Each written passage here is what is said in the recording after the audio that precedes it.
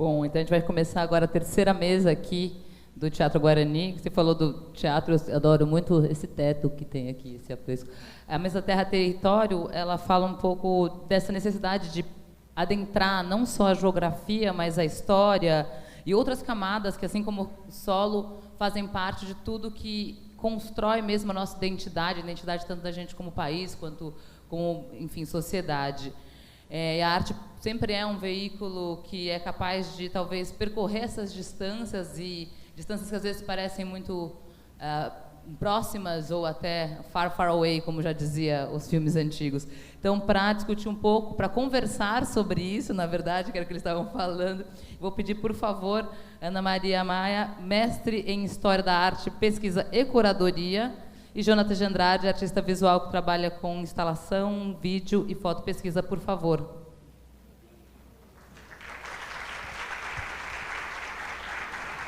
A gente ficou na dúvida se vocês iam querer sentar juntinho, separado. A gente colocou 2 cadeiras, mas fiquem à vontade, vocês aqui, vocês que decidem.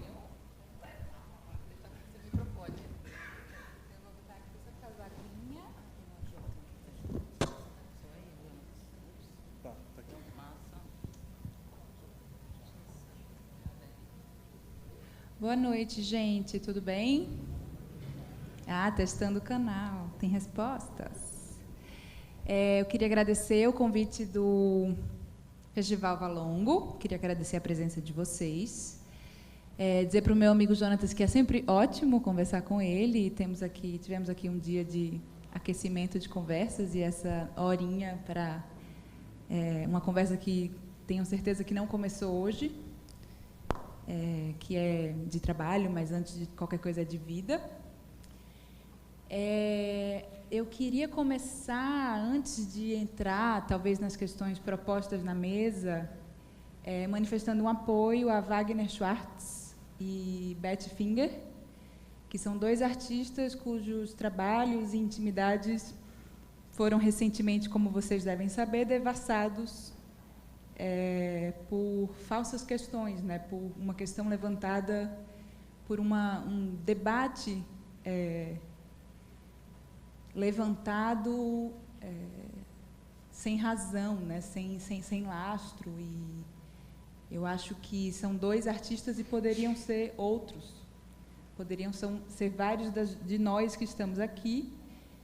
E eu queria dedicar esse momento de conversa, esse momento de um debate que eu quero que seja honesto, generoso e baseado em razões reais, para a gente refletir sobre um debate que colocou a arte num centro, levou a arte a uma situação de centralidade que ela tem poucas vezes na nossa sociedade, e que foi em vão, né? E que foi e está sendo mal utilizado. Então, eu prometo para vocês tentar usar bem esse lugar de debate da arte em homenagem, antes de mais nada, a Wagner e a Beth.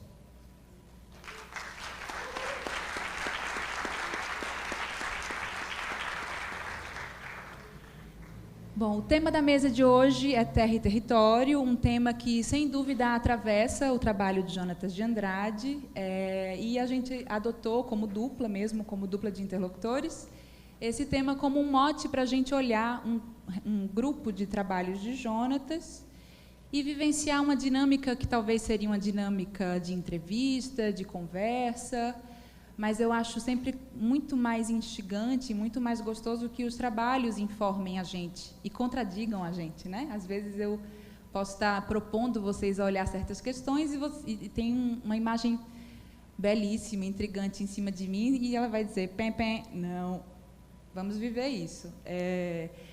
A partir do recorte de terra e território, e vendo essas imagens do trabalho de Jonatas, o que eu acho interessante de notar é que, como a própria Renata já mencionou na introdução, quando a gente quer falar de terra e território, é inevitável que a gente assuma a condição de invenção.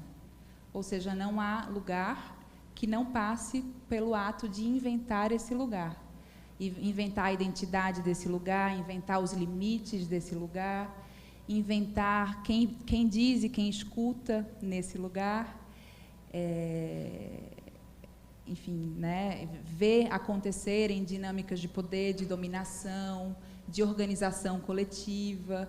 E, para isso, para entender, inclusive, essas dimensões não só geográficas, para concordar com a Renata, mas históricas, políticas, do lugar, do território, eu acho, sim, que a escolha foi muito boa. O trabalho de Jonatas é um prato cheio. E é um prato cheio não porque ele resolve essa questão, mas porque ele preenche a gente, puxa a gente para essa lama das contradições, em que a gente também é fruto dessa invenção o tempo inteiro. Eu acho que o Jonatas pratica essa representação política, reflete sobre uma política das representações, tanto quando ele, começando a trabalhar no contexto do Nordeste do Brasil, fala do Nordeste, do ser nordestino, do imaginário de um Nordeste, também como ele vai falar em alguns outros momentos, do imaginário do Brasil, o Brasil nos documentos históricos, o ser brasileiro ou o ser latino-americano, quando ele propõe como dúvida mesmo, como questão em aberto, o que nos une na Latinoamérica, né? Então, algumas questões, um pouco para antecipar, talvez, o que eu vou compartilhar nessa reflexão com ele. Como é que a gente pode ver esses territórios inventados na prática de Jonatas? Quais são as estratégias das quais talvez seja interessante falar aqui, discutir, seguir percebendo no trabalho?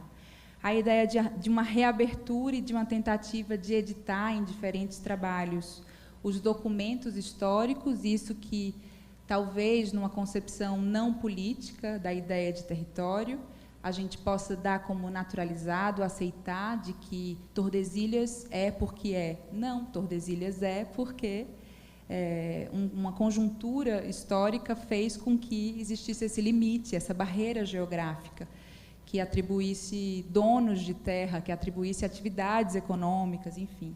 Então, essa ideia de um artista que nasce nos anos 80, que tem a sua experiência muito, enfim, como toda experiência, limitada a um contexto de vida, e ela, a arte vira uma espécie de abertura para esse artista dizer assim, não, eu posso dialogar com tempos outros, com interlocutores históricos, com documentos, dizeres que são monumentos de uma nação inteira.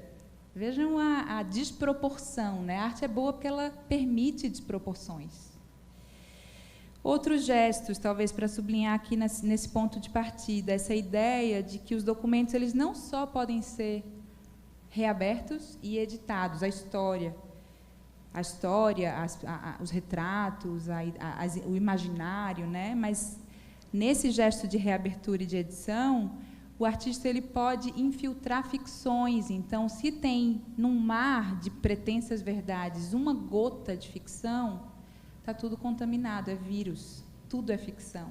Então, se a gente inverte essa polaridade e passa a ver toda a pretensa verdade como ficção, talvez a gente sim possa seguir nessa conversa de maneira mais honesta, né, mais franca. Então, estamos inventando tudo, então não existe essa pretensa verdade. Que mais, talvez, que eu possa antecipar? Essa ideia de um trabalho que eu devo estar falando com alguns fotógrafos, né, gente? Quem é fotógrafo aqui? Levanta a mão. Ah, boa. Então, o trabalho de Jonatas, sim, tem na fotografia esse seu primeiro grande fazer, esse seu instrumento mais recorrente, mas vocês vão concordar comigo que ele vai para o texto com uma naturalidade enorme. Então, não posso chamar o Jonatas de fotógrafo. Ele vai para as paredes, ele vai para o lugar, ele pega no nosso corpo. Tem uma espécie de performance, de coreografia para fazer o trabalho, que isso acho que está no trabalho de muitos fotógrafos, não é também nada específico do teu trabalho. Mas, então, acho que essa relação entre texto e imagem, que substitui uma imagem que deveria conter a cena sozinha. essa ideia de uma implicação, né, que é uma coisa que eu queria muito conversar com ele hoje, de como ele, como fotógrafo, que tem essa máquina na mão, essa máquina de captura, como ele se implica, como ele se envolve, como tem um processo meio Eduardo Coutinho de ser aqui, de tipo, agora é um amor, agora é um afeto, né? Como eu posso cuidar desse afeto, como eu contamino a existência desse afeto e esse afeto contamina a minha existência. E, por fim, nesse processo de abertura, edição, ficção, implicação, eu acho que é bem sintomático e, de novo, para situar a nossa conversa nesse tempo presente tão maluco que estamos vivendo, que faz a nossa voz tremer, que faz a gente às vezes querer desistir, né? É bem sintomático de pensar que vários desses trabalhos estão falando do passado, mas parece que o passado não passou, né? Ele está aí, o passado está batendo a nossa porta. Como é que fala, Charge? O Brasil tem um belo passado pela frente, e parece que tem mesmo. Então, acho que essa inversão, né, quer dizer, uma história, um passado que fala de um futuro, ou uma promessa de futuro que já entrega nas entrelinhas, né, uma falsa, a falsidade do enunciado, é também uma coisa que se repete, né? Então, esses comentários, eles um pouco que transcendem os trabalhos. Vocês vão ver alguns mais fortes em uns e mais fortes em outros. Então, dito isso, e sem querer me alongar, eu queria pedir... Quem está controlando é você, João? Então, vamos testar. Eu queria tentar mostrar o primeiro trabalho que a gente escolheu juntos. Os Jonatas têm cerca de 10 anos de produção, certo? Mais ou menos, né? Um pouco mais de 10 anos de produção. A gente se conheceu na faculdade, então é uma coisa meio pré-histórica, assim. E a gente escolheu 5 trabalhos feitos nesse período. O primeiro deles se chama Ressaca Tropical, que foi recentemente editado na forma de livro, mas ele nasceu como uma instalação. E eu queria começar perguntando para o Jonatas, e vocês vão ver que as perguntas são sempre motes para ele falar dos trabalhos, tá, gente? Eu tenho minhas questões, mas ele pode trazer as questões deles. Exato. Ele gosta de escapar. Mas a primeira questão, olhando Ressaca Tropical, que foi um trabalho feito numa exposição no Recife, depois ele saiu viajando por aí, mas a razão de escolher esse trabalho é porque ele é um trabalho que mostra muito a paisagem urbana do Recife, e já misturando tempos, né, já misturando documentos do passado, de passados diferentes, com documentos feitos pelo Jonatas para esse trabalho. Então, eu queria que você olhasse esse trabalho, apresentasse ele para a gente, pensando essa relação entre lugares, história e política das representações. Bem, boa noite. Para mim é um prazer gigante estar aqui conversando com vocês. E com a Ana Maria, né, que amiga de velhas datas e que acompanha toda essa aventura que é fazer esses trabalhos e tentar encontrar jeitos de botar para fora aquilo que a gente sente. O Ressaca Tropical foi um dos meus primeiros projetos. Eu estava querendo fazer uma ficção de cidade que a ruína ela não fosse uma coisa somente nostálgica, que a gente apertasse o coração porque todas as casas modernistas estavam caindo para virar prédios horríveis e genéricos. E aí o desafio era meio criar uma ficção que passasse por cima dessa nostalgia e tratasse a ruína como possibilidade, como se a cidade quebrasse para ser reinventada. Quase como uma provocação para o que a gente estava sentindo, né? E eu comecei a pesquisar vários arquivos, juntando imagens de ruínas, catástrofes, né, enchentes, imagens de natureza que tomam os prédios inteiros, que são tão comuns no Recife. E um pouco tentando fazer uma composição desse limbo, né, que a gente sente ao andar naquela paisagem, que sente também uma certa temperatura da cidade. E essa potência, essa vitalidade, eu queria trazer uma coisa mais do sexo, do amor, quase como se a cidade, ao destruir ela própria,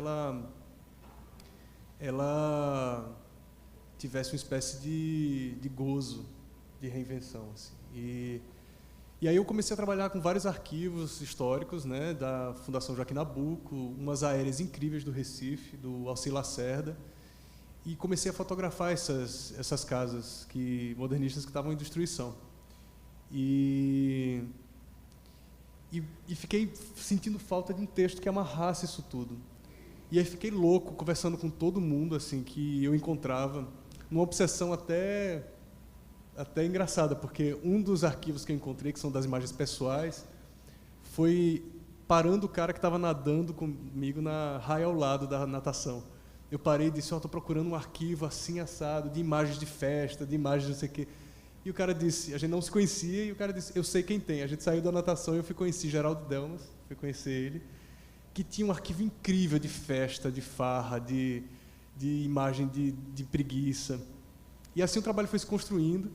E também numa dessas mágicas, uma amiga minha, Clara Moreira, me disse que encontrou um diário no lixo que contava as aventuras sexuais e amorosas de um vigilante na década de 70. E eu disse, eu não acredito nisso. Ela disse, olha, eu guardo isso há 4 anos, deixa eu ver, deixa eu pegar para você ver. E o diário era alucinante, assim, porque sempre começava com um cabeçalho, Recife, a data, e eram coisas que ele precisava lembrar, do tipo, fiz o teste do hemograma tal que a empresa pediu, que ele precisava lembrar, ou fui pego dormindo tal hora, cheguei, porque ele precisava ver no contra-cheque se aquilo ia descontar do salário dele. E muitas aventuras que ele... Né, aventuras, assim, na verdade, ele tratava como romances, né? E muito geolocalizado, né? Para quem conhece o Recife, geolocalizado, a louca, como se ele tivesse com o GPS na mão.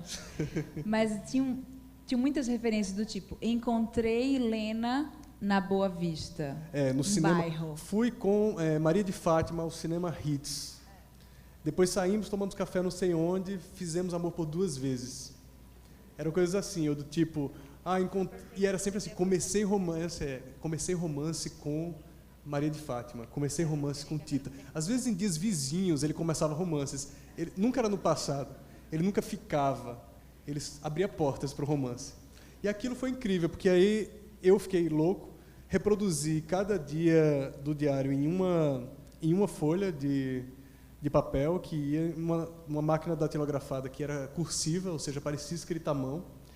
Então, cada dia aqui dessas folhas é como se fosse um dos dias desse personagem, né? Que eu reproduzi, não aguentei, reproduzi na cara de pau tudo. Editei algumas entradas, eu retirei, porque eram demais, e fui articulando esses arquivos. Essas imagens menores, elas são desse arquivo pessoal, as imagens maiores dos arquivos históricos, e a coisa acontecia mais ou menos assim. Desse jeito, então a máquina de escrever trazia uma coisa pessoal, parecia que você estava lendo o texto que ele escreveu. E aí eu transformei isso num livro bem recentemente, isso foi um projeto de 2009 da instalação, e fiquei com a vontade de fazer um livro um tempão. A gente sabe como é difícil fazer livro, né, e como, né, juntar o dinheiro, descobrir os parceiros e tal. Finalmente saiu em 2016, ano passado, pela UBU, e o livro tem essa estrutura de várias páginas, de vários tamanhos, sempre com essa folha amarela trazendo o texto do diário e articulando esses vários arquivos, né, em cor e preto e branco. E aí tem uma sobreposição que eu acho que foi bem legal assim, de acontecer. E aí, assim, a gente tem aqui o pretexto de um Recife, mas que eu sempre pensei como uma cidade latino-americana qualquer, e como essa cidade que contava essa sensação, né, que estava muito forte, né? A especulação estava começando a tomar mais fôlego em 2008, 2007, que era quando o projeto foi feito. E de algum jeito é um retrato do Recife, mas é também uma invenção, né? E o próximo trabalho que a gente separou, eu acho que ele traz uma resposta, ou é quase como o reverso do Ressaca Tropical, porque o Ressaca Tropical está falando do Recife, mas está falando nessa escala íntima, né? O que é adotado como um roteiro, como um fio condutor para essa experiência de cidade é a experiência de um indivíduo anônimo, que a gente não sabe quem é, nem o Jonathan sabe quem é. E aquele jogo de tamanhos vai um pouco que contaminando essa grande narrativa, essa narrativa pública e coletiva, e transformando ela numa narrativa profundamente íntima e pessoal. Falei nome de filme agora. Passando para esse outro trabalho, a experiência é o contrário. É mais um pouco para frente, em que ano exatamente? 2012. Em 2012. A cidade já estava vivendo um outro estágio da sua transformação urbana. E acho que 2 eventos mais marcados. Por um lado, a organização de algumas lideranças, de um movimento social em torno da destruição de armazéns de açúcar, numa parte central do Recife. Essa destruição daria lugar à construção de torres de edifícios, e isso despertou, né, a aproximação da sociedade civil, a aproximação de um grupo que se autodenominou Movimento Ocupa Estelita. Então, isso estava muito... Ana Lira está aqui, uma pessoa muito próxima desse processo todo. Jonatas morando no Recife, tem amigos muito próximos, muito envolvidos, como Cristina Gouveia. Então, acho que, sem dúvida, esse tipo de convulsão urbana e política na cidade do Recife motiva o trabalho. E, por outro lado, uma notícia de que os carroceiros, que por muito tempo transitavam pelo centro do Recife com produtos, enfim, usando do cavalo como o seu principal meio de transporte e de trabalho, a prefeitura começa a tentar expulsar.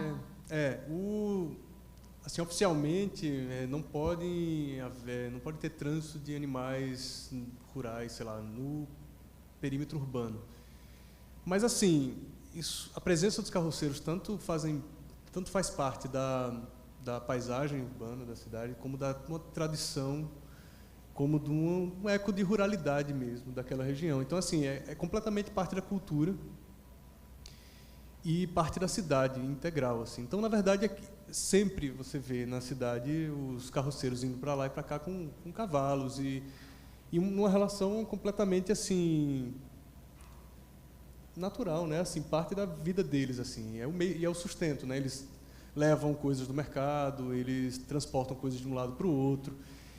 E aí, com a gentrificação, com o boom da economia brasileira, com toda aquela euforia em torno da Copa, das Olimpíadas, e com toda uma agressiva tentativa de higienizar a cidade, de parecer menos subdesenvolvido o Brasil, que é um movimento que estava geral, né? Assim, vem uma lei que autoriza a remoção dos carroceiros para o interior, a pretexto dos maltratos dos animais. E é uma lei completamente cínica, né? Porque, na verdade, não se trata dos maus-tratos dos animais, porque, obviamente, você não resolve o maltrato dos animais jogando o povo para o interior. Então, assim, a questão dos maus-tratos dos animais é super importante, mas, para mim, eu fiquei muito impressionado como aquilo era uma grande manobra para chegar em outra coisa, que a cidade é, sim, feita para os carros, que toda a orientação da cidade para ter mais carros, mais avenidas, mais prédios altos, menos vizinhança, etc., que tudo isso que o Ocupa Estelita estava, né, discutindo e articulando com muita força. E aí eu sempre imaginei, assim, essa situação onde essa imagem, se um carroceiro ou outro era invisibilizado pelo poder público, imagina todos esses carroceiros juntos, passando pela cidade, assim, vrá! Essa imagem era incrível para mim, e não como uma espécie de protesto ou procissão triste, mas como uma festa, porque, na verdade, a passagem dos carroceiros era uma festa. Assim. Você escuta o barulho do cavalo em pleno 2017, né? Hoje, ou 2012, naquela época. É sempre um acontecimento, você está trabalhando e passa um cavalo assim, ali na frente. E aí eu tinha essa imagem, eu digo, não, mas é muito difícil organizar uma corrida de carroças no Recife, como é que vai ser isso? Mas aí, quando veio essa ameaça da lei que ia ser aprovada, ia tirar todo mundo dos carroceiros para o interior, veio a ideia de organizar um filme que tinha uma cena que era uma corrida de carroças. Então, sendo um filme, é ficção, sendo ficção pode. E aí eu fui articular isso, assim, com vários amigos, assim, a Cristina completamente junto, que estava no Corpo Estelita também. A gente foi em todas as instâncias, conseguir aprovação para conseguir filmar essa cena ficcional, né? Onde esses atores, né, passariam assim. E aí foi muito, muito intenso, assim, porque era uma negociação cara a cara e tinha muita beleza nisso. E às vezes no olho você via que os parceiros oficiais às vezes entendiam o contexto, mas aprovavam e diziam, vamos nessa. Então, assim, eu contei com encontros incríveis para fazer esse projeto rolar. E assim, fiquei meio num transe, assim, para poder ele acontecer. E aí fui me aproximando dos carroceiros, panfletando entre eles. Eu não queria fazer um anúncio em internet e tal, porque isso podia bloquear na hora que... E que eu queria que fosse uma espécie de acontecimento na cidade. Então, o trabalho tem essas duas dimensões. Ele é uma ocupação de um dia do espaço público da cidade, como essa corrida, e ele depois vira um filme. E aí, assim, eu, né, convidei um grupo de amigos também que estavam fazendo um documentário sobre uma procissão de carroceiros que acontece no interior, o Ramo, que é João Lucas e tal, o pessoal de uma produtora que chama Jacaré, e que já tinha toda uma entrada com eles, então eles através deles eu me aproximei deles para panfletar. Aí chega eu, né, e os meninos, aqueles meninos de bermuda e tênis, no meio de um lugar que é uma feira de troca de cavalos. Qual é a legitimidade que isso ia acontecer, né? Então, assim, nenhuma. Assim. Então, o povo olhava assim, claro que isso não vai rolar, né? Assim, a corrida de carroças. A gente começou a fazer umas amizades e também ter uma galera dos carroceiros que dizia, isso vai rolar. Eu estou meio que trabalhando nisso e tal. E aí foi. A gente marcou uma data, porque sempre precisava de um pretexto para todas as autorizações conseguirem. E aí eram várias coisas que a gente escutava, eu escutava, assim, a gente definindo o trajeto, junto com o pessoal do trânsito, e eu querendo curvas para ter, assim, umas cenas lindas, os cavalos assim, correndo e fazendo... E aí o carroceiro disse, Jonatas, o cavalo não faz curva, o cavalo vai... Isso vai ser um dia sanguinário. O cavalo vai tropeçar e todo mundo vai ter várias mortes. Então eu escutava esse tipo de coisa, aí troca tudo, não, vamos fazer linhas retas, e vamos não sei o quê. Então foi uma aventura e um pavor também, uma tensão, porque quando chegou, uma semana antes, chegaram 3 contratos para eu assinar, assumindo a responsabilidade de tudo, o que era uma loucura, porque segundo minha irmã, estava todo mundo implicado, que minha irmã é advogada, mas inclusive eu, obviamente, né? Mas não é que a prefeitura ia poder, sei lá, sair fora disso. Mas foi aí que eu tive a dimensão que aquilo não era só um delírio poético, aquilo era uma coisa muito arriscada, né? E aí eu disse, caramba, mas aí era assim, recua ou vai? Vai, né? E aí a gente, no dia, gente, eu estava assim, quase não dormi, e todos os amigos meio lá, dormindo lá, e era uma produção maluca, porque eram vários amigos, cada um em um lugar, eram 15 câmeras, eu convidei o pessoal do cinema para estar cada um em um ponto estratégico. No fim, as imagens saíram um caos, né? Porque, claro, era tudo um descontrole. Mas antes disso, demoraram 1 hora para chegar, além da hora de início da corrida que estava no panfleto. E aí todo mundo me olhava assim, e aí? E eu, nessa hora que eu entendi que podia simplesmente não acontecer. Eu estava tão crente que isso ia acontecer, que estava com tanta... Qual é o nome disso? Não sei se é fé, ou não sei se é... Eu estava tão no delírio, assim, que eu não tinha dúvida que não ia acontecer. E quando chegou e não chegavam os carroceiros, foi que caiu a ficha. E eu disse, gente, isso é uma coisa completa. Fiquei com uma vergonha, sabe? Tipo assim, os policiais lá perguntando, cadê os atores? A gente só vai esperar meia hora. Eu digo, não, estão vindo. E eu, cacete. Aí daqui a pouco chega 15 cavalos para um lado, daqui a pouco chega uma carroça para não sei onde. Começaram a chegar e os caras, que eram os cavaleiros assistentes, parceiros, assim, começaram a pegar todo mundo e a chamar todo mundo. E aí a coisa começou a se organizar e aí a galera do trânsito disse, vai agora, não vai, a gente vamos, e o sol já descendo. E aí começou a história. E aí eu me dei conta, na verdade, que ali eu era um ponto na massa, que eu pegando o megafone, não existia. Aquilo, assim, eu pegava o megafone, os cavalos, ninguém se mexia. Galera, todo mundo, vamos para lá.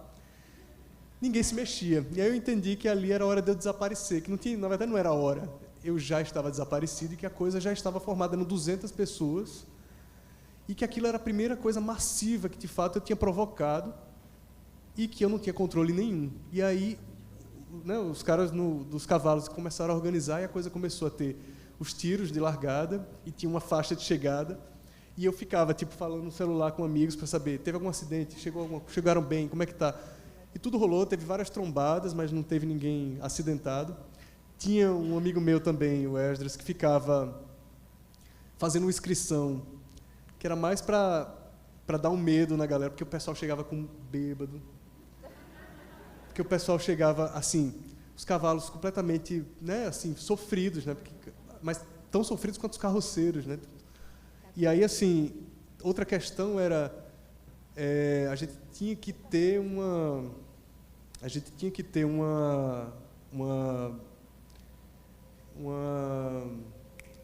teve que ter uma veterinária para não ter a vigilância sanitária lá, porque se passasse uma vista, todos os cavalos iam ser apreendidos, né, porque estava todo mundo muito mal, assim.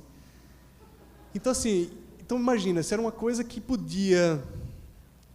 se pretendia ser crítico a momentos, podia, na verdade, ser o contrário. Imagina, em vez de provocar uma discussão, aprender todos os cavalos e todo mundo ficar sem o bicho que é. Enfim, gente, foi uma complexidade, mas aí rolou. As imagens eram um caos, eu passei um ano assim, evitando olhar para elas, porque era tudo assim, 3 segundos, brum, aí passava, 4 segundos, aí passava, 1 segundo. E eu imaginei, claro, né, um filme lindo, assim, tudo acontecer. Assim, ridículo, quanta ingenuidade, assim. E aí demorou um ano até que eu fui convidado para uma exposição que disse, vamos mostrar um corte do filme. Eu topei e, assim, viajei até essa imagem engraçada, assim, que eu tô lá, tipo, louco. E aí foi isso, eu viajei, na véspera eu fechei o corte, assim, tipo, a viagem era tipo 7 da manhã e eu fechei às 5 o arquivo, junto com o Tita, enfim, é o tipo de trabalho como esses vários que só acontecem com 1000 colaborações de amigos, de parceiros, assim, isso é uma coisa que é muito engraçado em exposição, né? Aparece o nosso nome lá e é muito difícil acreditar todo mundo que está envolvido, que é tão fundamental. E aí, pronto, esse projeto existe no filme. Primeiro que existiu o evento e eu entendi que o filme era quase um pretexto, né? Aí fiquei meio sem vontade de fazer o filme, depois que eu vi as imagens, aí decidi fazer o filme. O filme acontece também, apareceu um aboiador lá, que é um cara que improvisa versos.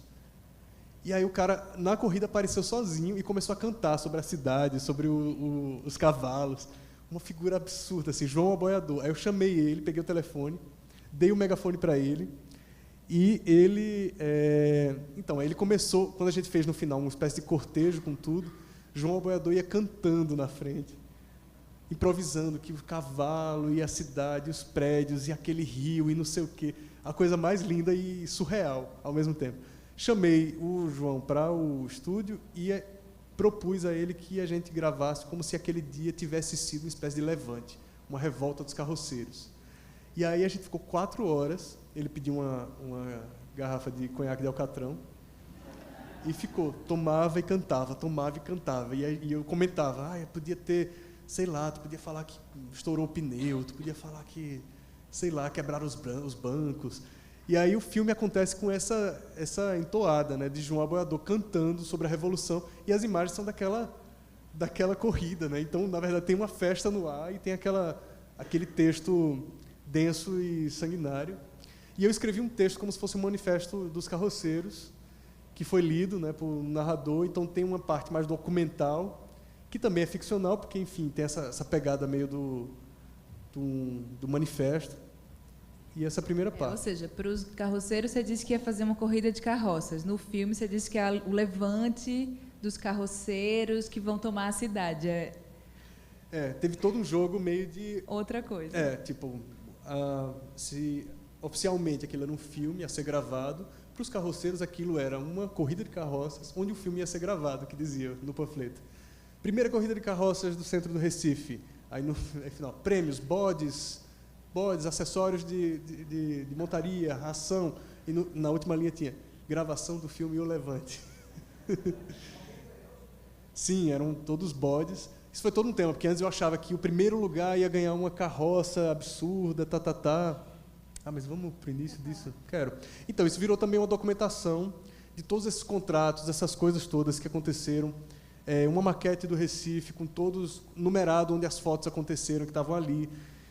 E também eu tomei essa questão dos carroceiros e desse dia, né, como elas são uma espécie de metáfora, meio dessa luta e meio dessa festa também, um pouco dessa reação para várias outras crises nacionais que estavam pipocando ali, né, no final do governo Lula, governo Dilma, mas já uma série de contradições, né, a chacina aos índios, né, se intensificando, né, aquela questão do rolezinho, do movimento contra a Copa, várias coisas. Eu peguei manchetes de jornais, comecei a articular com essas imagens, e um grande índice organizava cronologicamente isso. Aqui dá um pouco para ver, né? Então, assim, eram várias notícias que esse índice organizava, e junto com as imagens da corrida de carroças, eu apostava numa espécie de fôlego imagético, aquele fôlego todo que essas notícias davam e que apresentavam um país incendiário e que, de fato, só fez pegar fogo ainda mais, né? Assim, a gente vive hoje... A gente era tão feliz e não sabia. Pois é. A gente tem 3 trabalhos e 15 minutos. Ai, meu Deus do céu, vamos nessa. Então, esse aí é a... Vai, Ana. Museu do Homem do Nordeste. Para quem já foi ao Recife, existe no Recife um museu criado por Gilberto Freire, sociólogo, nos anos 60, chamado Museu do Homem do Nordeste. O que Jonatas faz, aproveitando inclusive esse trânsito dele fora na cidade, é lançar a falácia de que ele é o inventor de um museu do Homem do Nordeste. Na verdade, o que ele está fazendo é um museu homônimo, que tem um estatuto um pouco diferente do museu original, que é um museu de antropologia. Eu queria te lançar a questão para apresentar esse trabalho sobre essa relação entre uma ciência social, sobre a antropologia, sobre a etnologia, e o teu método de aproximação e de definição de um objeto de pesquisa que tem totalmente a ver com o desejo sexual. Então, o museu se chama Museu do Homem do Nordeste, e eu resolvi levar o título ao pé da letra e fazer como se fosse um museu dos homens, né? Um museu sobre a masculinidade daquele lugar, um lugar que e falar através de um homoerotismo sobre um machismo que é tão próprio à região e que tão próprio ao nosso Brasil, né? E aí eu lancei nos classificados de um jornal popular alguns chamados para os trabalhadores.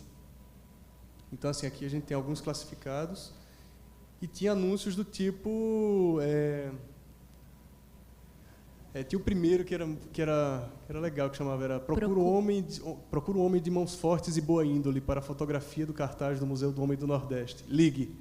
Aí eu tinha um celular que ficava, né, 6 horas da manhã, quando todo mundo estava indo para o trabalho, ligavam uns trabalhadores dizendo: e aí, como é que é essa história?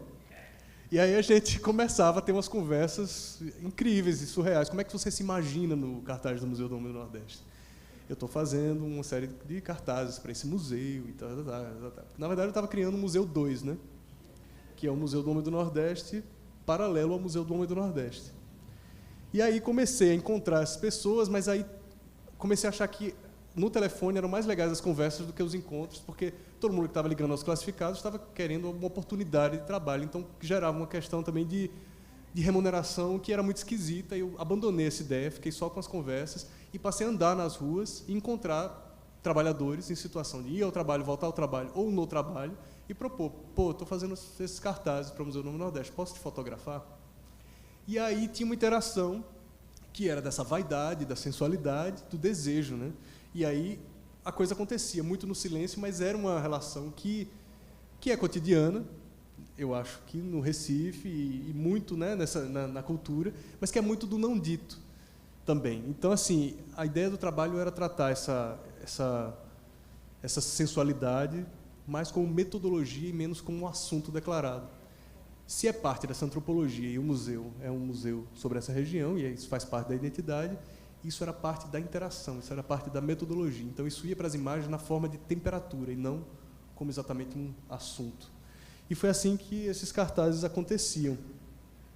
Foram acontecendo e eram várias situações que iam rolando.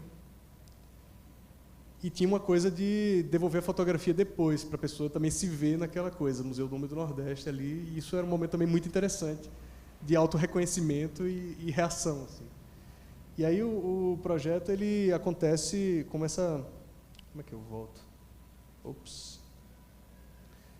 Ele acontece como essa instalação de 77 cartazes que as pessoas podem manipular, trocar de lugar, editar as paredes. E junto com algumas anotações desses telefonemas e os classificados aqui. Você viu os vários dias que eles iam rolando, assim. E isso foi o início de uma série de projetos, assim, em torno dessa ideia do Museu do Homem do Nordeste. Eu fiz a Corrida de Carroças faz parte, e outros projetos que eu venho fazendo até hoje, até anteriores a esse, poderiam ser entendidos como uma coleção desse museu. E eu fiz algumas exposições com esse título, Museu do Homem do Nordeste. Primeiro, não avisei ao museu, então eu fiz isso, né, mais silenciosamente. Então, sempre quando alguém me ligava, eu achava que podia ser um museu. Então, sempre era um pouco tenso para até eu entender qual era da pessoa. Mas depois eu conheci o museu, eles ficaram bem assim, então é você. Não, você né? teve a cara de pau de fazer um empréstimo do seu museu ao Museu Real. Ele pediu uma obra emprestada do Museu do Homem do Nordeste. Para uma exposição. E foi nesse momento que eu tive que encontrar o museu com a Clarissa Diniz e o Paulo Reckenhoff para a exposição no Museu do Arte do Rio. E aí eu pedi uma série de artefatos do museu para fazer parte dessa exposição. E eles ficaram bem assim, né? Tipo, então é a reunião do Museu do Homem do Nordeste com o Museu do Homem do Nordeste. Eu digo, é isso aí. E aí, assim, a coisa se acalmou e também eles entenderam que isso fazia parte como estratégia meio. E, na verdade, para mim era importante não falar previamente como se eu pedisse uma espécie, né? Como eu pedisse a benção, né? Era interessante essa faísca de um museu que estava nascendo paralelo ao outro. E eles conversavam historicamente sobre o jeito de lidar com o acervo das peças que eles estavam criando. Todas as peças que eram mostradas eram resíduos de relações do hoje. O outro lida com o passado e a identidade a partir de artefatos históricos. Então, eu achava bem interessante isso. E pensando na figura do Gilberto Freire, né, que é um dos criadores do Museu do Homem do Nordeste, também tem toda uma atenção ao afeto e à sexualidade como formação do Brasil, né? E todas as relações perversas e íntimas entre o colonizador, o nativo e o africano escravizado. E ele fala disso com um certo carinho constrangedor, assim, e por isso faz dele uma figura tão polêmica e né, tão controversa. E, para mim, tinha uma coisa também de chacoalhar aí, assim, porque eu sentia que o Museu do Homem do Nordeste, por exemplo, com esse título e com o Gilberto ali, como uma herança e né, esse cânone também tinha uma espécie de ou tabu, ou desconforto, ou moralismo em torno da questão mais sexual, que é uma das questões fortes no trabalho dele. E que eu, na verdade, criando esse segundo museu, não se tratava de corrigir, mas de gerar outras contradições também. Criar um museu também questionável, assim, também, né, problemático, e também mas que entrasse e que sublinhasse esses conflitos do museu original. E aí, assim, pensando nisso, não pensando nisso, mas a Casa de Gilberto Freire, né, um museu hoje em dia, e eu sempre fiquei pensando como é que eu queria muito fazer um trabalho com aquela casa, um projeto. A ideia que veio foi também criar um caseiro ficcional, como se agora Gilberto, né, não mora mais lá, assim, né, nem a família mora lá. E era como se a casa fechada tivesse um caseiro que, de fato, é quem usa e que passa a ser o protagonista daquele espaço. Essa era a ficção, e aí eu acabei entrando em contato, que a Ana Maria me mostrou esse filme, e outra amiga também, assim, um filme histórico do Joaquim Pedro de Andrade, que é o cineasta que fez Macunaíma, é o primeiro filme dele, e que é um dia não é uma entrevista, é um cotidiano de Gilberto Freire, mas que aparecem várias coisas que aos olhos de hoje são bem fortes, assim, né? Assim, ele aparece de maneira bem aristocrática e sendo servido por funcionários, os funcionários são negros e tal. E isso gera todo um desconforto. Acho que a gente podia passar um trechinho do filme.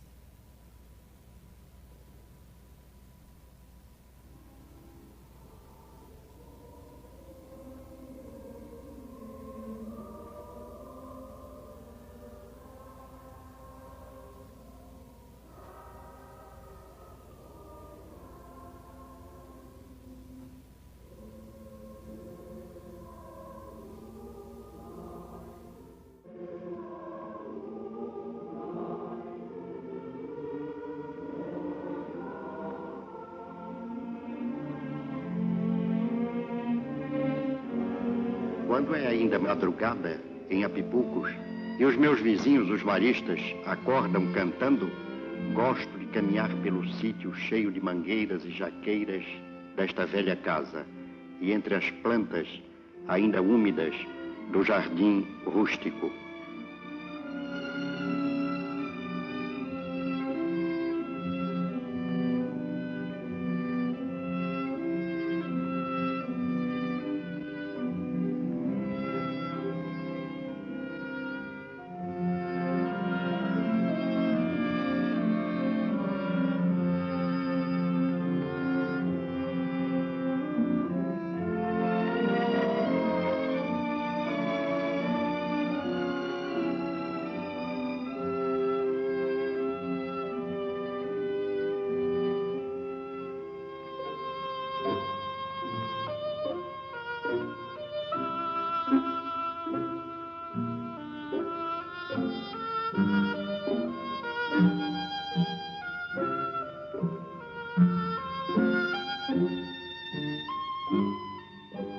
Escrevo entre livros e notas em tábua de pinho de riga.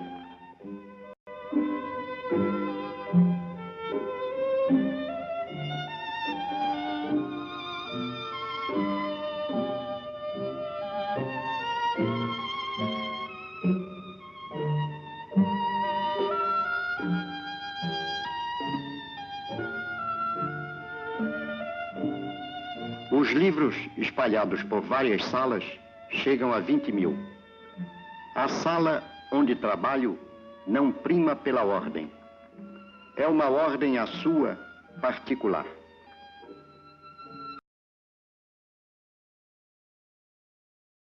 Tá, vamos passar. O Peixe não é mais um trabalho do Museu do Homem do Nordeste, como o Jonatas foi situando. O museu foi virando um trabalho que é uma exposição ou uma coleção, uma instituição, né? Então ele foi virando um conjunto de trabalhos. Eu acho só interessante da gente ver, né, no Caseiro, o quanto que esse autor, que com toda a controvérsia é responsável, é um dos primeiros autores que escreve sobre relações de classe, por exemplo, no imaginário da cana-de-açúcar no Recife. Ele era em si próprio um senhor de engenho, né, e se comportava como tal.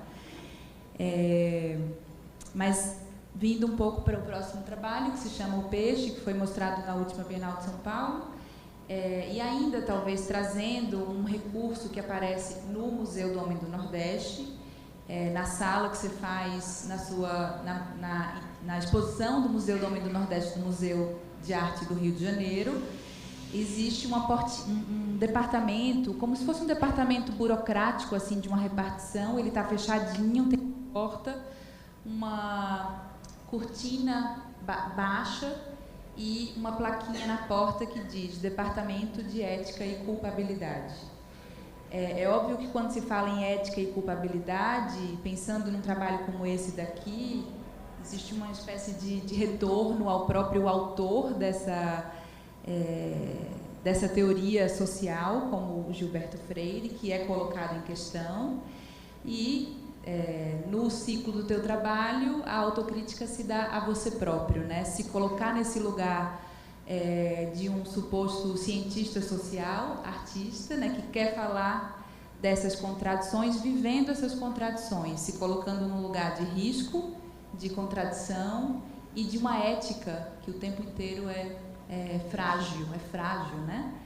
Esse trabalho aqui, ele abre não só a questão do humano, das relações sociais, mas até curioso, que eu lembrei agora que eu levei uma turma de alunos para ver esse trabalho na Bienal, e eu ficava perguntando assim, tipo, tentativa de não chegar falando, né, de entender, de abrir um processo de aprendizado por soma, por comentários dos alunos e a gente ir alinhavando o que era o trabalho.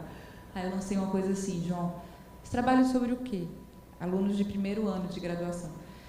Esse trabalho é sobre a natureza.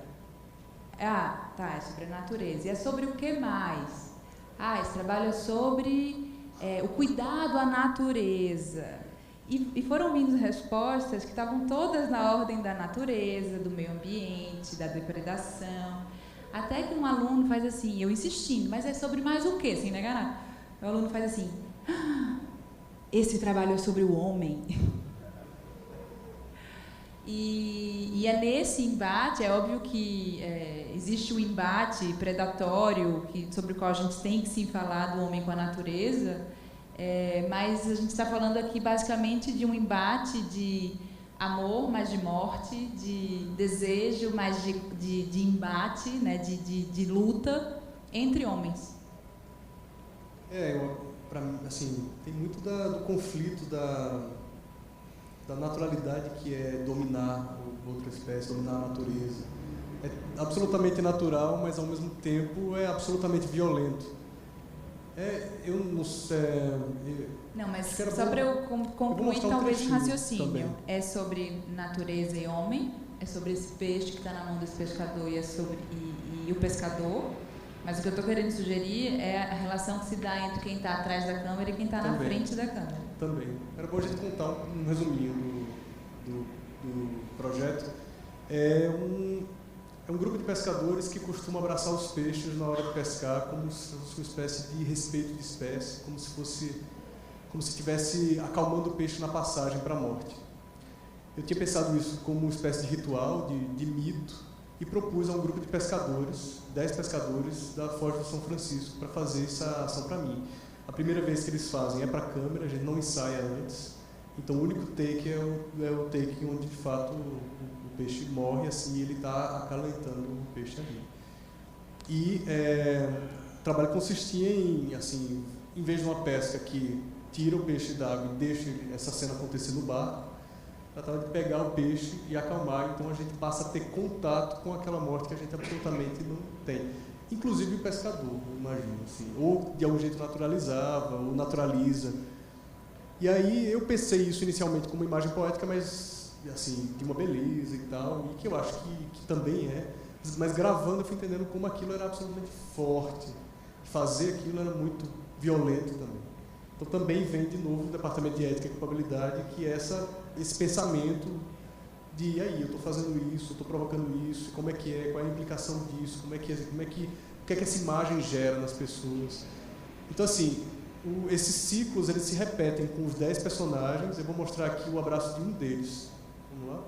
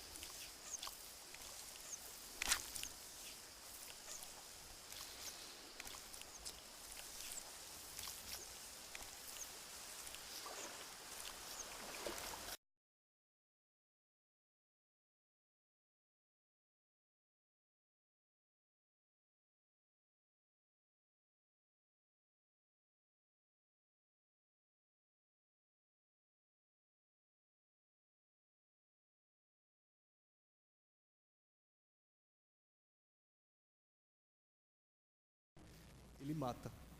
Então, esse abraço, que é um afago, é um abraço também mortal, é também um abraço de dominação, absolutamente.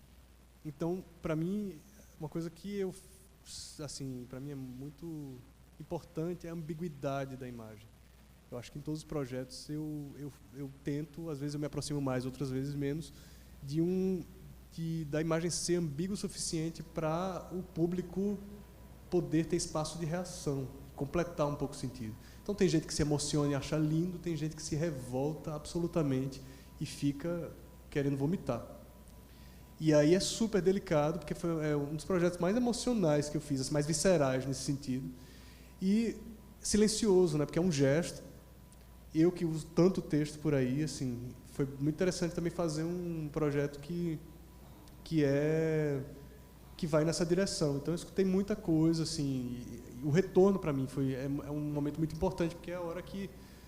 Não vou dizer que o projeto é o momento da vida dele, porque, na verdade, você fazendo já é muito, mas na hora que você bota no mundo, tem uma responsabilidade também do que aquilo atinge, como atinge, de que forma que o retorno ele me leva também... Eu revejo muita coisa no retorno, e o trabalho segue vivo, assim, e me leva a outros projetos. Assim, esse foi o primeiro projeto que eu trabalhei com uma equipe de cinema, então a fotografia do Pedro Urano, e uma equipe incrível, assim, foi feito, né, em parceria com recursos no cinema de Recife, com o Exner Center, que é um centro nos Estados Unidos, que eu fui convidado a fazer um projeto, e eles têm uma relação com o filme, e eu terminei lá. Então, assim, eu experimentei coisas diferentes, trabalhar em equipe, sair da câmera, discutir a imagem na tela, né, pensar esteticamente, né, as diretrizes estéticas do filme.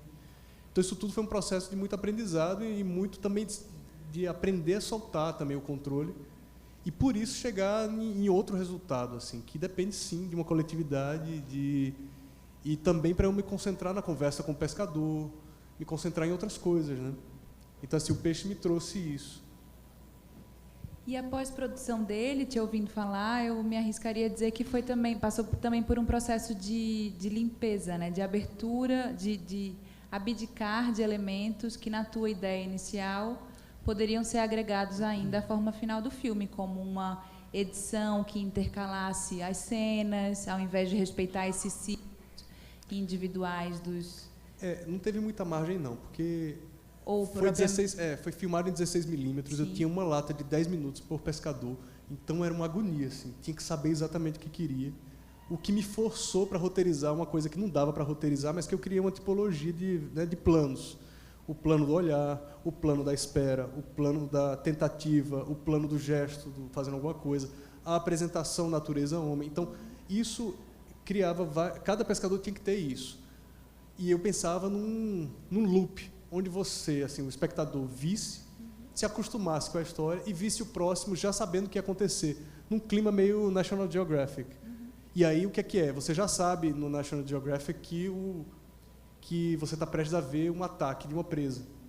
E aí, com isso, você já sabendo o que vai acontecer, você consegue saborear, assim, perversamente, o comportamento da onça, como é que ela cai, como é que ela salta, como é que ela olha. Aqui, um pouco isso também. E tem essa relação dupla entre câmera e pescador, que é uma relação também de devoração, e pescador e presa, pescador e peixe. Então, eu pensei muito nessa relação. Também pensando nos filmes etnográficos, no Jean Rouch, eu estava fascinado muito há anos com esse cinema dessa ficção etnográfica que rompe essa barreira. E então, assim, para mim tinha um pouco essa câmera que também vai devorando o corpo do homem, também numa espécie de erotismo. Foi um plano que a gente não mostrou, né? Esse plano de apresentação da natureza para o homem, que sempre os ciclos são iniciados com a paisagem da vegetação e uma aproximação. Mas é também assim, também com certa ambiguidade. Então, tem gente que só enxerga isso, tem gente que não. E aí tem um último projeto que eu queria mostrar para vocês. Vamos passar para ele, vamos. O último projeto se chama Eu Mestiço, ele foi mostrado agora no Instituto Moreira Salles. Que está aberto agora, né? Que acabou de abrir. Acabou de abrir, ele está em cartaz, então ele pode ser visitado. É um projeto que está em processo, e eu acho bastante oportuno da gente discutir esse projeto enquanto a recepção desse projeto está começando a acontecer, feedbacks. que, assim como no peixe, né, com essa delicadeza de uma escuta, limites, da repercussão do trabalho, o Eu Mestiço também te dá um prato cheio de discussões, de maturações, sobre a tua implicação nessa cena, de novo, documental, de novo, de reabertura de um documento histórico, que é um livro chamado Raça e Classe, dos anos 50, e que você adota como um mote para começar esse trabalho fotográfico e de edição de texto. As imagens que estão aí são da montagem, porque eu nem consegui fazer fotos ainda, mas é essa instalação dessas várias experiências. Eu parti desse livro que chamava Raça e Classe no Brasil Rural, dos anos 50, que foi feito pela Columbia University, nos Estados Unidos, em parceria com a Unesco e em parceria com o governo da Bahia. Então, acontece, a metodologia da pesquisa dos anos 50 mostravam fotografias de um negro, um mestiço e um branco, e perguntavam em cima de 5 ou 6 adjetivos: quem era o mais inteligente, o mais honesto, o mais bonito, o melhor trabalhador, o mais religioso.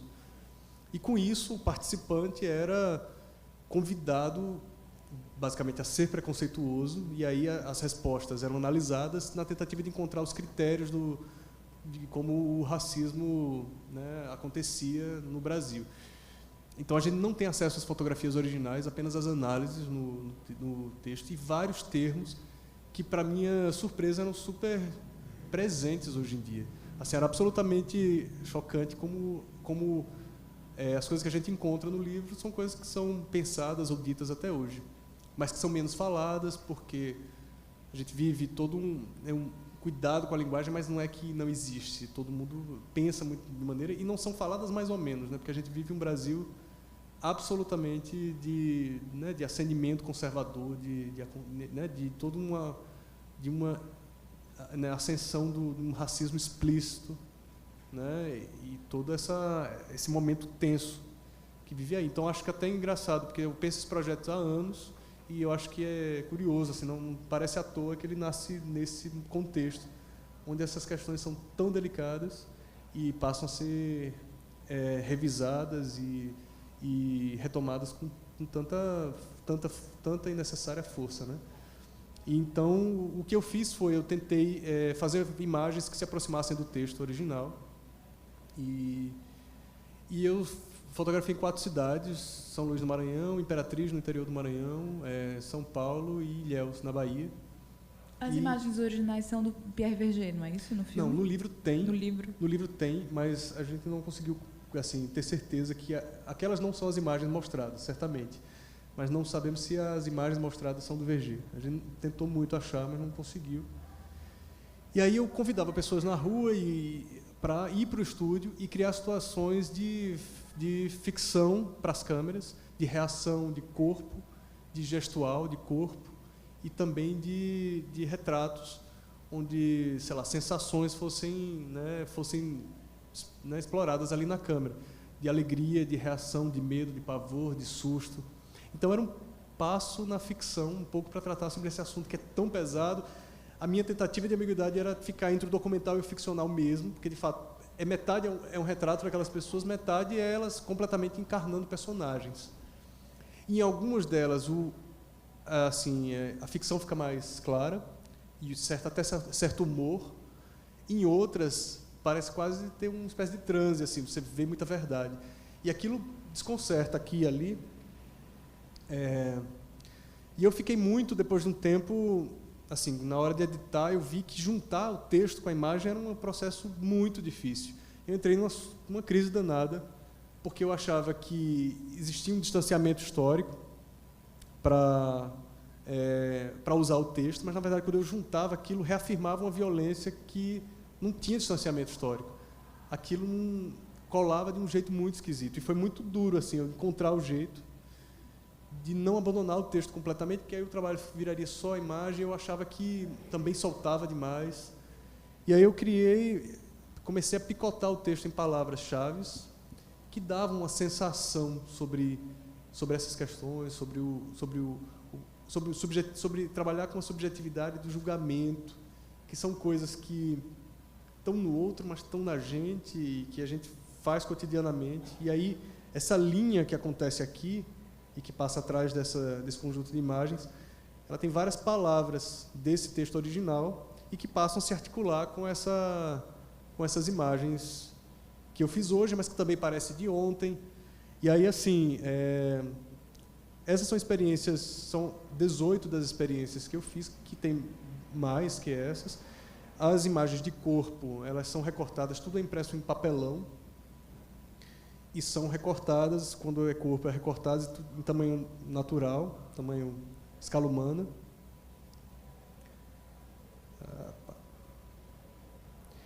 Então, é meio isso, assim, é um projeto que eu fui experimentando, fazendo, e acabou de sair, então ainda estou entendendo as implicações, como é que as pessoas se sentem, reagem. Cheguei a conversar com várias pessoas antes também, Ana Líria foi uma delas, assim, que eu tentando entender como é que aquilo chegava nas pessoas, confrontando um pouco minhas intenções, como é que a imagem podia ser lida, né? E como é que seria um uso do texto de maneira a abrir debate, não fechar e ser ofensivo. Então, é um projeto que eu ainda estou, de algum jeito, digerindo esse momento do feedback e entendendo. Eu quero experimentar mostrar os grupos isoladamente também, assim, com uma linha de textos própria a cada grupo.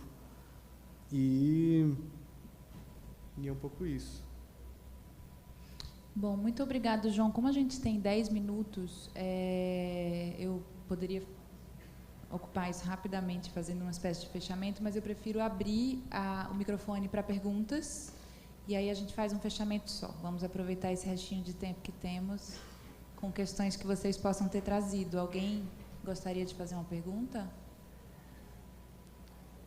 Com prazer, gente. O Marcelo quer fazer uma pergunta? Eu falei assim... Posso só fazer um comentário? Vai. Quando eu convidei o Jonatas para vir aqui, eu pensei muito nessa ideia do terra-território. A gente duvidou muito e acertamos da pessoa para entrevistá-lo, para conversar com ele, porque é uma conversa que tem muitas possibilidades e nos interessavam todas elas, né? A ideia é que o território é ocupado com alguma negociação. A terra é inútil, né? Eu tenho tentado falar para esse Brasil de hoje que a terra é o poema famoso, que a terra em que estás és que querias ver dividida, a terra é o teu latifúndio, que é o poema do Cabral de Melo Neto, ou seja, a terra só tem trazido morte ao Brasil, desgraça, né? Agora o território não, o território é a nossa saída. Acho que essa grande diferença que o teu trabalho mostra muito bem pode ser a saída para o Brasil de amanhã, né? Os seres dos territórios contra os seres, ou em oposição aos seres das terras, né? Não dá mais para ocupar a terra, defender terra e matar pela terra.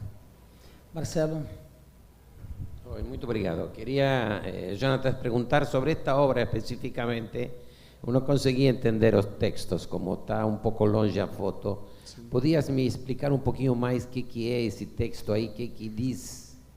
O texto ele vem todo desse livro que chama Raça e Classe no Brasil Rural, e é um texto em inglês feito, né, por esse estudo na década de 50 dessa universidade americana, a Columbia University, e ele estudava meio que, ele tentava chegar nas raízes, nas raízes de como o racismo no Brasil acontecia.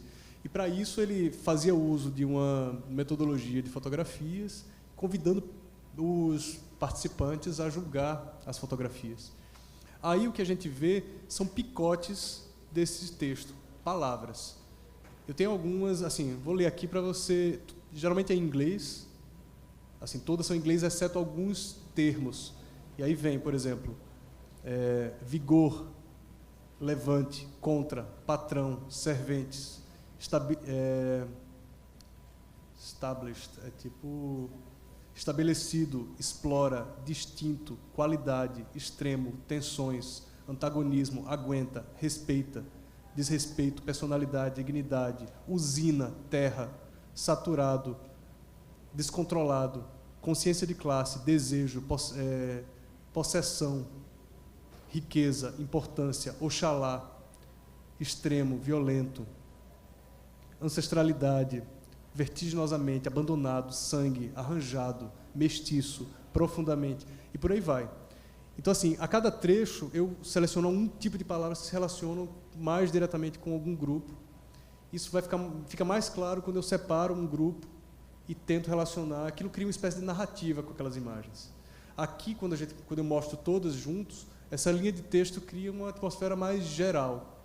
E aí, imagino que o público fica mais atônito diante dessas várias experiências, né, de que são as várias fotografias.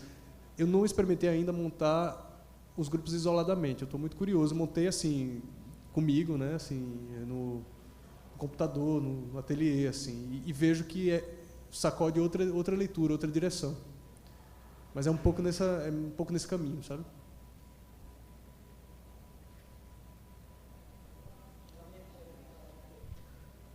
Vamos lá, gente. Perguntas? Quaisquer inquietações? Vamos lá.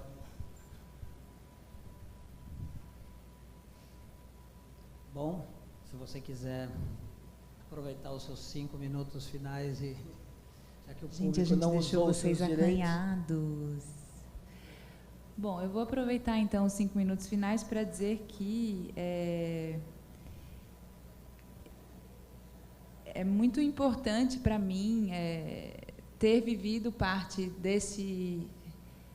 do desenvolvimento desse trabalho, trazendo muitas dúvidas minhas, que eu sei que algumas são dúvidas tuas, outras não tanto, e entender que a gente está aqui um pouco tentando entender ainda o trabalho, tentando criar terreno para conversa sobre esse trabalho. Eu acho que tem uma questão interessante que você já mencionou, de quanto que acontece muito isso, né, com os artistas. Às vezes os projetos ficam esperando ali para acontecer, a ideia vai fermentando, e aí o tempo em que ela vem ao mundo é um tempo que tem a ver com 1000 questões, né? Tem a ver com terem te feito um convite, tem a ver com ter tido essa disponibilidade de um recurso, de uma equipe, você ter bloqueado isso na sua agenda, coisas da vida prática, não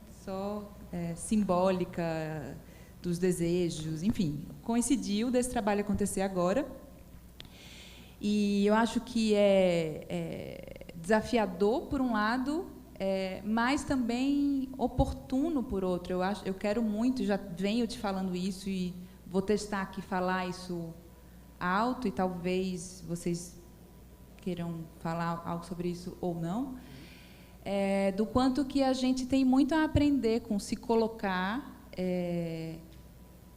hoje em dia no Brasil, no momento em que uma nova discussão de raça, de gênero, de sexualidade está sendo formulada, de que novos grupos, de que novos argumentos estão surgindo para a gente usar isso para organizar as nossas conversas, para habilitar vozes, para relativizar vozes.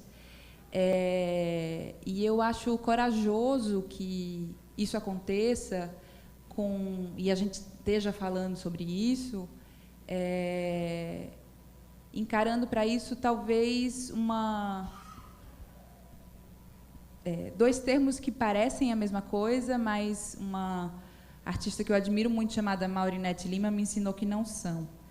Que ela diz assim: a gente, quando fala de raça, ela é negra e eu tenho uma pele clara, não sou negra. Ela me diz assim: a gente, quando fala de raça, Ana Maria, a gente tem que encarar as questões na sua concretude. Ou seja, não importa se na melanina você é mais branca, mais negra, não importa. Importa que as experiências, elas estão nos corpos, elas estão no meu corpo, elas estão no seu corpo. Então, não dá para a gente falar de abstrações, porque as violências são concretas. A gente precisa falar concretamente. Por outro lado, onde é que está a parte do aprendizado que me faz achar talvez enfim, algo totalmente fora do script, mas que eu estou ensaiando aqui com vocês aqui, me colocar falando sobre isso, quando o que eu acho é que a gente precisa muito mais, ou eu, na minha na minha experiência, preciso muito mais ouvir e aprender nesse aprendizado do que falar, mas acho que foi importante falar para repassar, talvez, essa relativização que Maurinete trouxe para mim, que é assim, então tá, vamos encarar concretamente, mas como é que a gente fala concretamente dos corpos, fala concretamente das nossas experiências, fala concretamente desses lugares de fala e de escuta, sem, para isso, tomar esse debate em termos pessoais. Então, ou seja, concretizar sem personalizar. Eu sei que você tem um profundo cuidado para falar de raça, de classe, de experiências que talvez não passem pela sua experiência pessoal como uma pessoa profundamente privilegiada, como eu também me sinto. Mas eu sei que, quando eu falo em autoimplicação, tem a ver com que a concretude da tua pele e a concretude da tua experiência privilegiada como artista atribui ao trabalho. Então, como é que a gente pode aprender com esse trabalho? E isso não é uma pergunta, talvez se você quiser falar sobre isso agora ou não, mas eu estou botando para vocês esse pensamento em processo, que talvez possa terminar essa mesa ou não, para dizer que talvez nesse processo de aprendizado que coloca que racializa a todos nós, que atribui, que ressalta as nossas condições de classe, a gente precisa ter muito cuidado com essa diferença sutil, mas muito bonita, que a Maurinete me disse, e ela ressoa na minha cabeça muito, que é entre concretizar e não personificar as experiências. Não é o meu problema, não é o seu problema, sim, mas é um problema que tem aqui entre nós, que faz a gente ter que aprender muito e se calar muito. E lá estou eu aqui falando, então, e falando em silêncio. Para falar desse desejo de falar com, sem falar por alguém. Para mim, os projetos, eles sempre me colocam no olho de um furacão. Assim, há coisas que minha sensibilidade me leva. Eu aprendo muito nesse processo, às vezes é mais duro, às vezes é menos. Então, acho que eu entendo os trabalhos como campos de convite e que me forçam a me aproximar e, ao mesmo tempo, aprender. Então, assim, acho que essa berlinda que os projetos colocam e que os trabalhos que fazer arte coloca me chama uma responsabilidade, me faz rever éticas e compreender as minhas próprias dores e as dores do outro. Assim, eu acho que a questão racial no Brasil é uma dor profunda que está sendo revisada e revista e revirada cada vez mais. Eu, através de outras experiências de marginalidade, minha vida pessoal, de identidades, eu tenho sensibilidade que me toca também nessa questão. Então, assim, eu me sinto assim chamado a me aproximar dessa questão da maneira que isso me toca e a conhecer a dor do outro, mas através de como isso ressoa no fio da minha própria dor. Então, assim, do ponto de vista de raça e classe, sim, eu nunca passei fome, eu nunca experimentei não ter educação, pude estudar. Então, assim, isso já me coloca num Brasil bem diferente da realidade de grande parte desse país. Então, assim, mas de algum jeito o fazer da arte me proporciona criar essas situações de debate, essas peças que de fato ecoam e criam iconografias e se relacionam com iconografias anteriores dessa história. Então, assim, eu acho que isso é um caminho que eu acredito e que eu busco. E que venha, é por isso que esse momento de troca e de conversa, ele é tão especial, é tão valioso para mim. Então, assim, por mais que a gente, enfim, essa conversa pode se estender tanto aqui quanto no meu e-mail, enfim, sou super bem-vindo. Meio isso. Muito obrigado por essa noite. Valeu. Obrigado aos dois.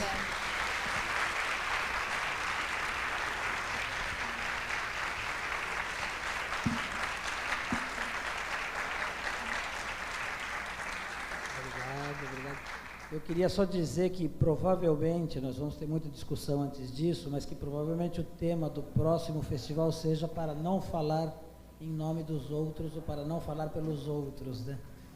A gente quase fez isso esse ano, né? Mas é muito delicada essa questão, você tocou num ponto crucial. Aliás, todo mundo tem falado dessa questão crucial, ou seja, de que maneira nós estamos falando do que queremos que os outros façam para melhorar a situação racial deste país. Nós ontem vivemos um exercício de convidar o Morro a descer para ocupar o festival, e o Morro desceu para ocupar o festival. Pela primeira vez a gente teve uma festa em nossas vidas de produtores culturais do Estúdio Madalena, onde havia 90% de negros ou afrodescendentes, né?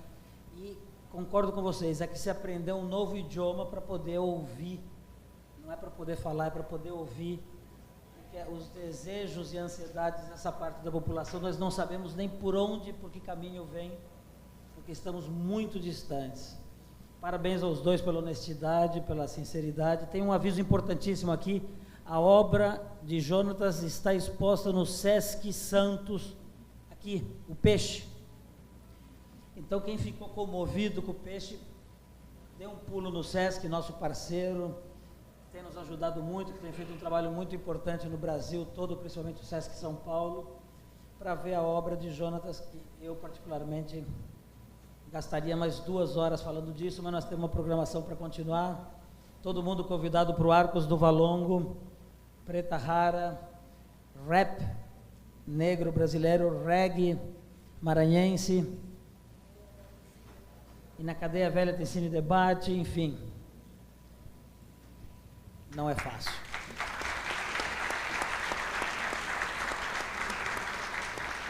O que tem amanhã?